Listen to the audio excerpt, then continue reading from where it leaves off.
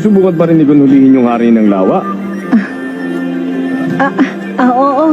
Araw-araw nga siya nakabang sa lawa. Isang linggo nang walang humpay. Nangako ka kasi na pwede siya mag-counter-exam kapag nahuli niya yung hari ng lawa. Paano pag nagawa niya yun? Sira ka ba? Oh? Kung 5 mga lalaki nga hindi kayang hatakin ng halimaw ng isa pampang, ano pang pag-asa ng isang maliit at payat na bata? Ayaw lang siya payagin itong si Mito na mag-counter-exam kaya niya sinabi yon. Kalimutan mo na bang ganyang edad din yung tatay ni Gun na nahuli niya yung hari ng lawa noon? Hindi mahuhuli ni Gun yun. Imposible.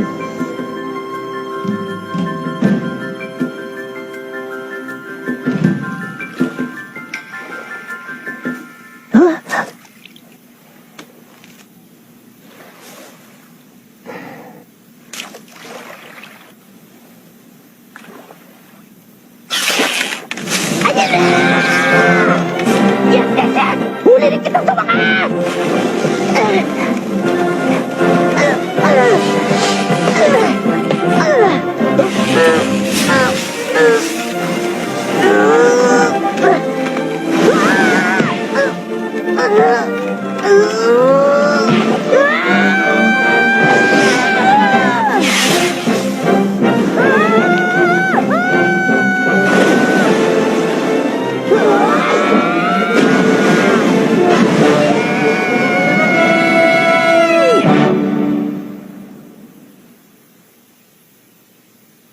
Ang laking huli yan! Yan ba yung pinaguli ang hari ng lawa? Ang taong binating hindi nakita yan ah! Sabi sa inyo eh! Tatay din ni Gun ang nakahuli niyang dati! Tunay nga silang mag-ama! Nahuli na ni Gun! Hindi ako makapaniwalang nahuli niya talaga! Makita mo ba ito, Mito?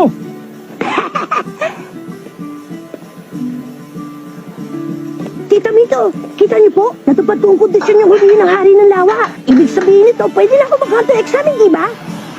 Di ba?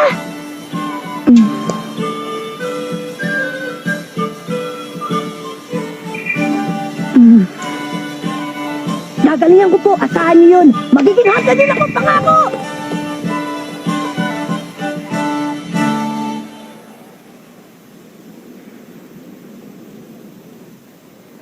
Siguro nga talagang nasa dugo nila yun, ano? Biruin mo, wala pang ibang nakahuli sa hari ng lawa mula nung nahuli yun ni Jin sa murang edad na 12 anyos. At ngayon, anak naman niyang si Gon na nakahuli sa edad na 12 anyos din. Pareho ang sigla at kislap ng mga mata nila, hindi ba? Magkatulad talaga sila. Alam mong wala na tayong magagawa. Wala na makakapigil sa kanya. Desidido ka na ba talaga? Opo. Hindi mo kailangan gawin to. Alam mo namang iniwan ka ng tatay mo nung musmus ka pa lamang para maging hunter siya, hindi ba? Opo, alam ko. Mas pinili niyang maging hunter imbis na alagaan ka. Ang galing po nun, di ba? Huh? Importanteng trabaho kasi ang pagiging hunter, kaya niya po nagawa yun. Kaya gusto ko din. Hindi birong trabaho ang maging hunter, delikado yun. Palaging nasa panganib ang buhay mo. Anumang oras pwede kang mamatay. Naunawaan mo ba yun? Hindi po, Tita Mito. Pero gusto ko po maintindihan. Gusto ko maging hunter para maunawaan ko na lubos kung bakit yun ang piniling gawin ng tatay ko.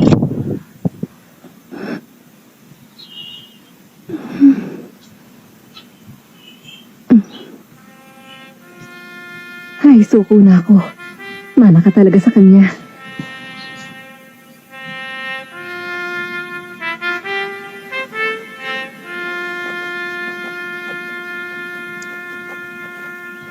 Hindi ko kayo bibiguin, Tita Mito. Makakapasa ako sa exams at magiging hunter din ako. Basta ang gusto ko, makabalik ka dito ng ligtas. Kaya mo bang ipangako sa akin yun? Opo, pinapangako ko po. Pangakong binitiwan sa kaibigang hinliliit, ang hindi tumupad kakain ng siling pinitpit. At sabay, kiss! Choo!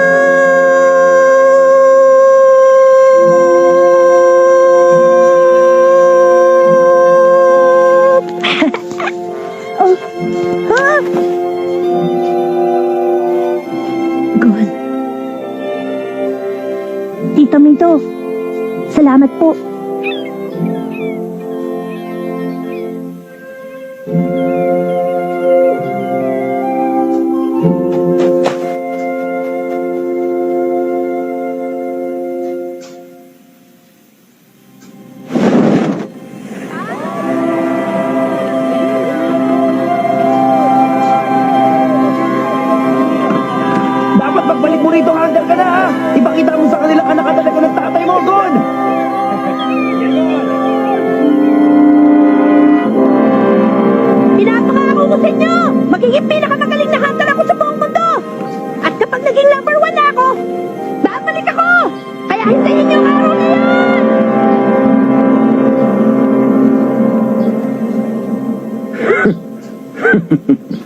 Number 1 hunter sa buong mundo pala.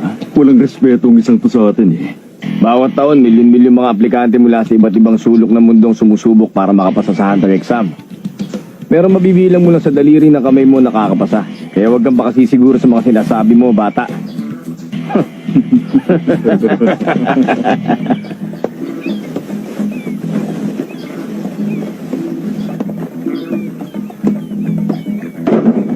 Ano ka ba naman, Gatso? Paano kung magiging descending bandaragat yan kung palagi ka nalang lalampa-lampa?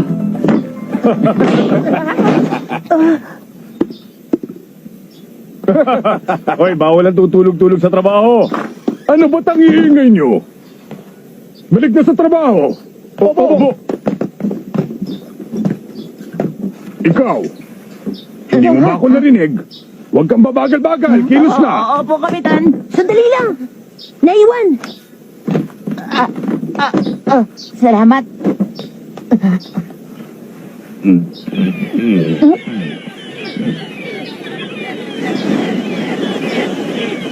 May paparating na bagyo. Paano mo naman nalaman yon, bata? Kasi po, yun ang sinasabi ng mga ibon. Talaga? At saka...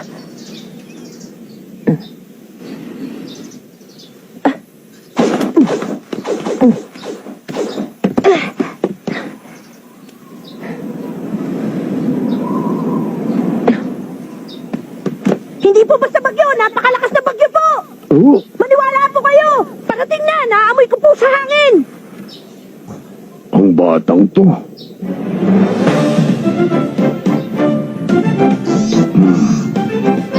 Ang mga matang yan, maaari kaya saang...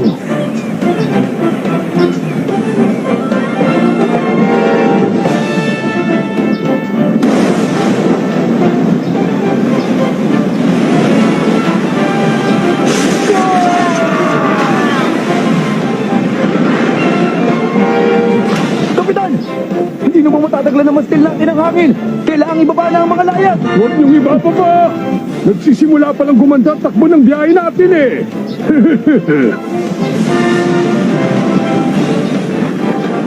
Kapit ng maigi! Totong liko sa kaliwa!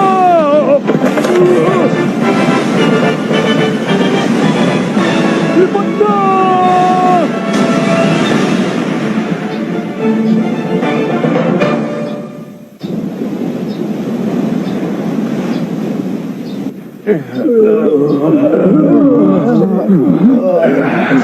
Wala naman palang sinabi sa akin yung bagyong yun eh. Oy, ikaw muna sa timon. Ay, opo. Pambihira. Ang lambot naman ng tripulanting napunta sa barkong to. Pati mga aplikante, wala ni isang makatayo. Kung dito palang natalo na kayo ng isang maliit na bagyo, sumuko na kayo sa hunter exam. Ay, mabuti pa magsiwi na lang kayo. Eto, may gamot pa po ako dito. Kapag ninuya nyo yan, bubuti ang pakiramdam nyo. Tubig. Ikukuha ko yan ng tubig, sandali lang. Ang batang yun na naman.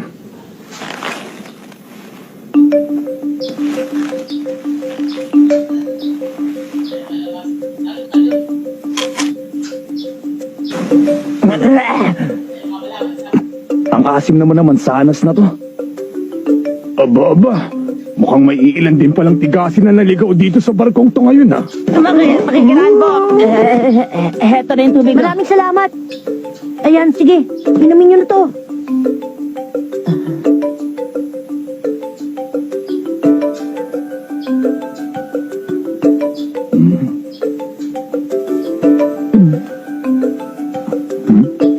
Eto na ang baso. Salamat ulit sa tulong, Kuya Kaso.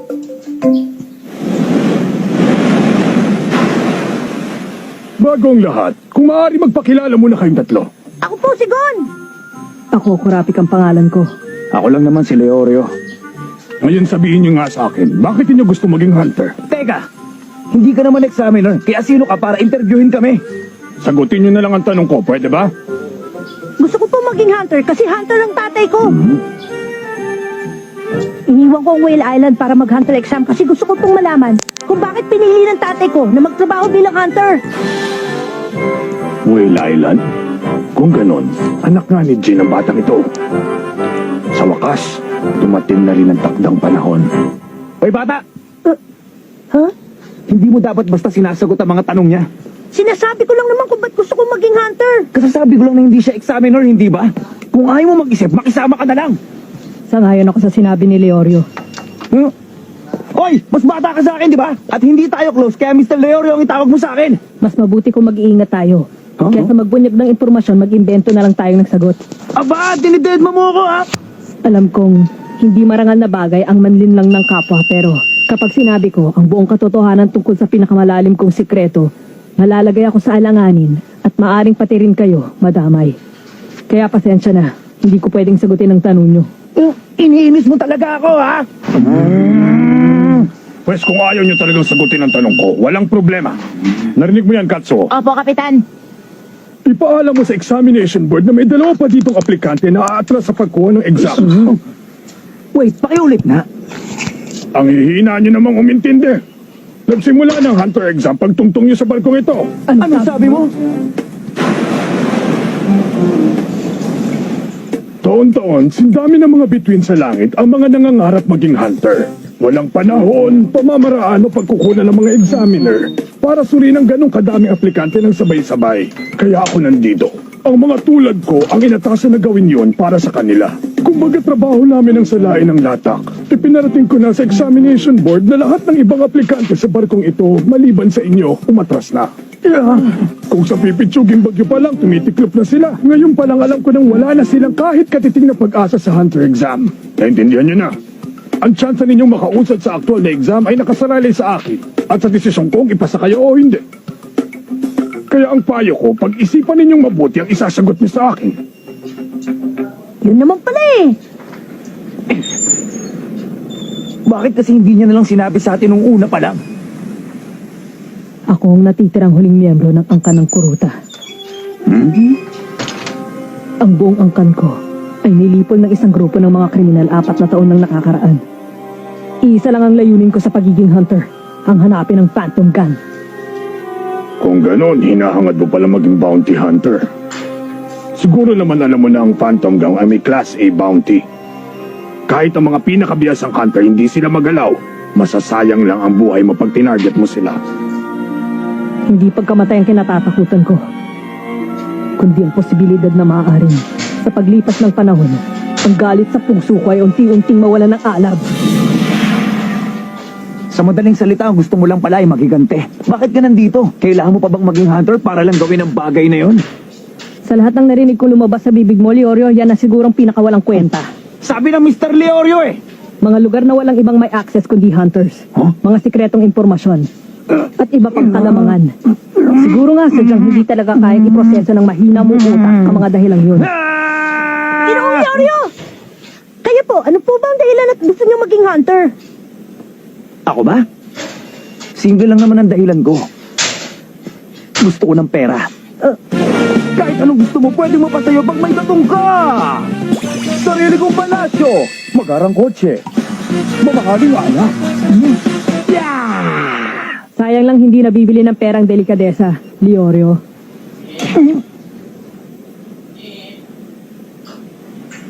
Naka-strike 3 ka na. Doon tayo sa labas. Wawakasan ko maduming ang ka ng mga kuruta ngayong araw na to. Bawiin mo yung sinabi mo, Leorio! Bawiin mo sinabi mo. Mr. Leorio sabi, Oy, kayong dalawa! Hindi pa tayo tapos mag-usap dito! Bayaan muna natin. Dati po, may sinabi sa akin si Tita Mito. Kung gusto mo talagang makilala ang isang tao, dapat mo muna unawain kung ano-anong dahilan ng mga ikinagagalit nila. Napaka-importante pong maunawaan nilang dalawa kung bakit sila nagagalit sa isa't isa. Kailangan nilang harapin yun, kaya pabayaan na muna natin sila. Kapitan! Doon! Tingnan niyo po!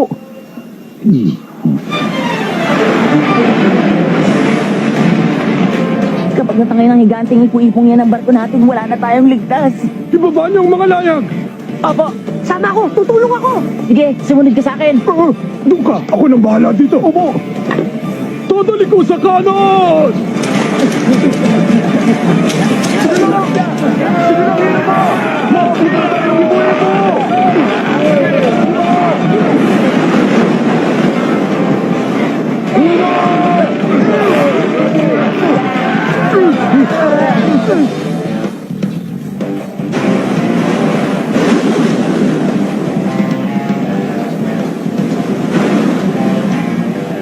Bawiin mo yung sinabi mo sa akin kanina! Bawiin mo ngayon din at patatawarin kita, Leorio! Ang tigas din talaga ng ulo mo, no? Ikaw ang unang ng bastos sa akin. Kung akala mo nga atras ako, pag mali ka. Walang sisihan.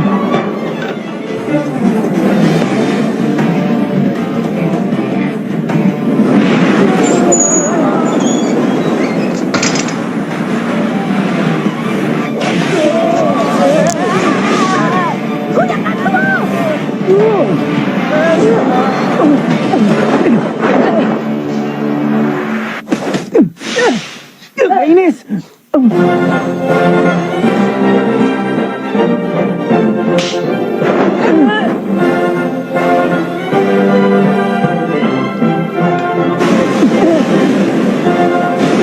Sabag natin hilahin! Ngayon na!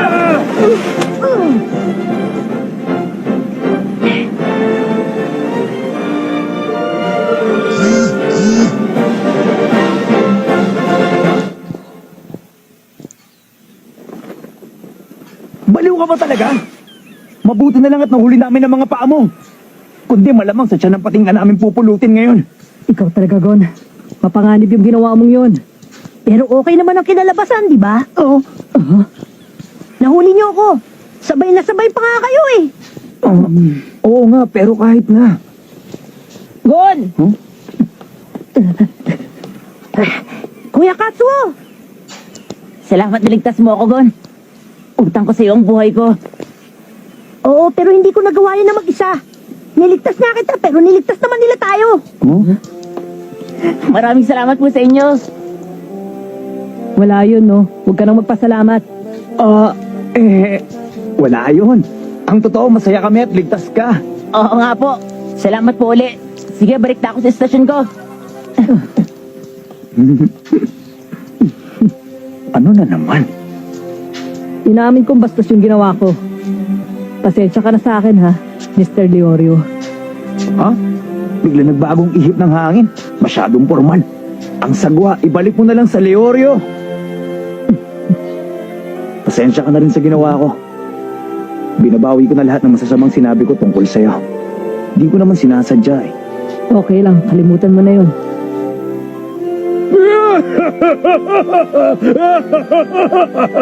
Nakakatuwa naman. Nagugustuhan ko na kayo. Bueno. Relax lang kayo dyan at enjoy ng biyahe. Ako nang bahalang magdala sa inyo sa daungan na pinakamalapit sa lugar ng Hunter exams. Talaga po? Paano po yung pagsubok niyo? Sabi ko naman sa inyo, ako magpapasya kung pasado kayo o hindi. At para sa akin, pasado kayong tatlo!